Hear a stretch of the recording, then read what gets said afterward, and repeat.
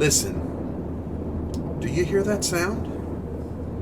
That's the sound that every Christian church should recognize and desire with a great passion.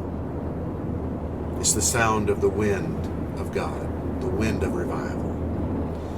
In fact, if your church is not experiencing the revival wind of God, it should set off all kinds of alarms.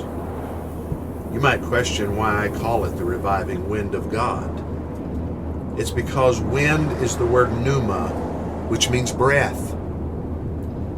See, you take away the breath of anyone or any living thing and it dies. The moment a newborn comes into the world, it sucks in their first breath. Therefore, you and I must be receivers. We must be possessors of the breath, the pneuma of God, the wind of God, and then release that wind. Is your church breathing in the breath of God? It needs to be. If there's no breath going on, if there's no wind, your church is probably dead. Did you know fire cannot exist without air? And a blowing wind only intensifies the fervency of the flames. Is your church aflame and setting others on fire?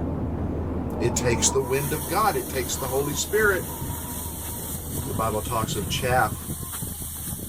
Chaff is the loose outer covering on wheat and grains that must be separated and removed. It's our old lives that must be removed, and it takes the wind of God to blow away and move us into that new realm. A church without the wind of the Holy Spirit is full of people still living in their old patterns and ways. What about sailing ships without wind? They're dead in the water. Churches without the wind of the Holy Spirit are sitting dead in the water. The church is stuck. They're unable to move forward. They cannot reach their destiny. Not only that, flags won't fly without wind either. Flags were initially used in warfare to rally the troops to a specified gathering spot. Flags are also used to represent a country, a king, or a victory. But flags can't be fully seen until they're unfurled by the blowing of the wind. Wind is refreshing. Wind accompanies a changing weather pattern. Wind comes to drive out a stagnant weather system. Wind refreshes the hot, weary soldier. Are you ready? That's my question. Are you hungry? That's my question. Are you so desperate for the wind of God?